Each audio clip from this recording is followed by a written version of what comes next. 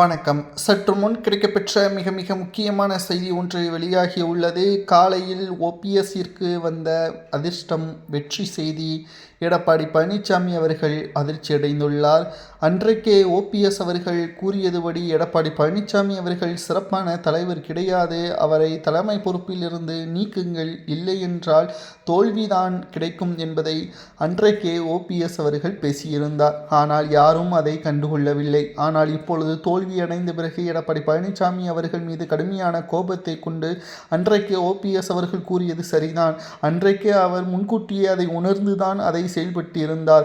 ஆனால் நாம் தான் அவருக்கு ஆதரவாக செயல்படவில்லை. ஆனால் இப்பொழுது அதற்கான தண்டனைகளை நாம் அனுபவித்து கொண்டு இருக்கின்றோம். இனியும் அதிமுக நிலைபெற்று வெற்றியடைவது வாய்ப்பே கிடையாது. அதிமுகவிற்கு மாற்றாக தாவேகா உருமாறுமா என்ற கேள்விகளும் நேற்றே சில அதிமுகவின் மாஜி அமைச்சர் பெஞ்சமின் என்பவர் திமுகவில் ஓபிஎஸ் அவர்களுடன் தலைமையில் இணைந்துள்ளார். ஓபிஎஸ் அவர்கள் ஏற்கனவே தேர்தலுக்கு முன்பாகவே திமுகவில் இணைந்ததும் குறிப்பிடத்தக்கது.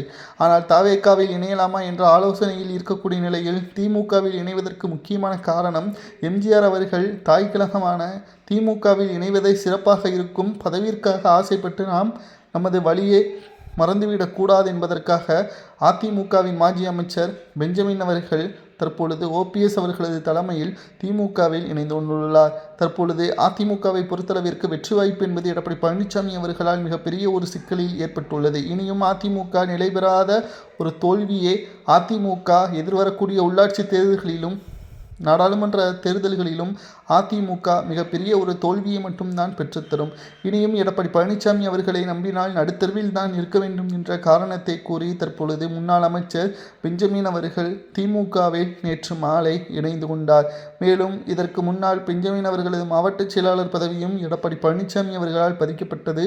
அவர் அம்மா சமாதியில் கிட்டத்தட்ட சபதமும் ஏற்றுக்கொண்டார். ஏனென்றால் எடப்பாடி பழனிசாமி அவர்களை நம்பி நாங்கள் ஓபிஎஸ்ஸை இழந்துவிட்டோம், சசிகலாவை இழந்துவிட்டோம், உங்களது மிக சிறப்பான கட்சியையும் ஆட்சியையும் நாங்கள் தவறவிட்டு விட்டோம், எங்களை மன்னித்து விடுங்கள் என்று கூறியிருந்தார் பெஞ்சமின் அவர்கள். எடப்பாடி பழனிசாமி அவர்களது சுயநலத்திற்காகவும் அவர்களது குடும்ப உறுப்பினர்களை அதிமுகவில் கொண்டு வர வேண்டும் என்பதற்காகவும் இத்தகைய முடிவுகளை மேற்கொண்டுள்ளார் பெஞ்சமின் அவர்கள்.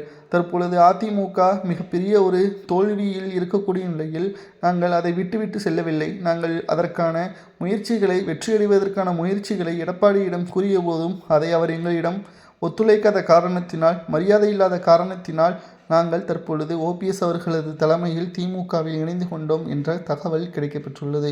ஓபிஎஸ்விற்கு எப்பொழுதுமே துரோகி என்று கூறுவார்கள். ஆனால் இப்பொழுது நல்லவர் என்று கூறியவரை அதிர்ஷ்டமாகவும் நல்ல செய்தி கிடைக்கக்கூடிய ஒரு நபராகவும் மாற்றிவிட்டார்கள் அதிமுகவின் தொண்டர்கள்.